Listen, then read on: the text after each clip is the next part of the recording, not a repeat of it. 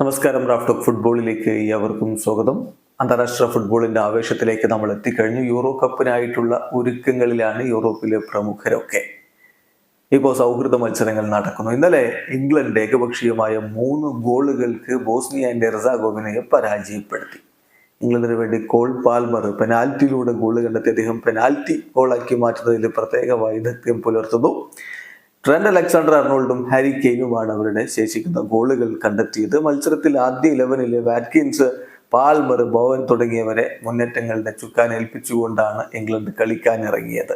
കളിയുടെ ആദ്യ പകുതി ഗോൾ രഹിതമായിരുന്നു. രണ്ടാം പകുതിയിൽ 60-ാമത്തെ മിനിറ്റിൽ ലഭിച്ച പെനാൽറ്റി ഗോളാക്കി മാറ്റിക്കൊണ്ട് പാൽമർ അവരുടെ ഗോളടി തുടങ്ങി വെച്ചു. തുടർന്ന് 85-ാമത്തെ മിനിറ്റിൽ അലക്സാണ്ടർ-ആർണോൾഡും 89-ാമത്തെ മിനിറ്റിൽ ഹാരി കെയ്നും ഗോളടിച്ചതോടെ ഏകപക്ഷീയമായ 3 ഗോളുകളുടെ മികച്ച വിജയം തന്നെ ഇംഗ്ലണ്ട് സ്വന്തമാക്കി. അതേസമയം മറ്റൊരു മത്സരം, യൂറോ കപ്പ് നടത്താൻ പോകുന്ന ആതിഥേയരായ ജർമ്മനി വിജയിക്കാതെ കളിക്കളം വിട്ടിരിക്കുന്നു. യുക്രൈനുമായിട്ട് ഗോൾ രഹിത സമനിലയിലാണ് അവർ പിരിഞ്ഞിരിക്കുന്നത്. കളിയിലെ ആധിപത്യം, നിരവധി അവസരങ്ങൾ ഒക്കെ ഉണ്ടായിട്ടും ഗോളടിക്കാൻ ജർമ്മനിക്ക് കഴിയാതെ പോയതാണ് തിരിച്ചടിയായിട്ട് മാറിയത്. അവരുടെ ആദ്യ 11-ലൊക്കെ സൂപ്പർ താരങ്ങൾ ഉണ്ടായിരുന്നു. ഹാവേർട്സും, മുസിയാലയും, ഗുണ്ടോഗനും, വേർട്സും ഒക്കെ ചേർന്നുകൊണ്ടാണ് മുന്നേറ്റങ്ങൾ നയിച്ചത്. ബട്ട് അൺഫോർച്ചുനേറ്റ്ലി അവർക്ക് ഗോളൊന്നും കണ്ടെത്താൻ പറ്റിയില്ല.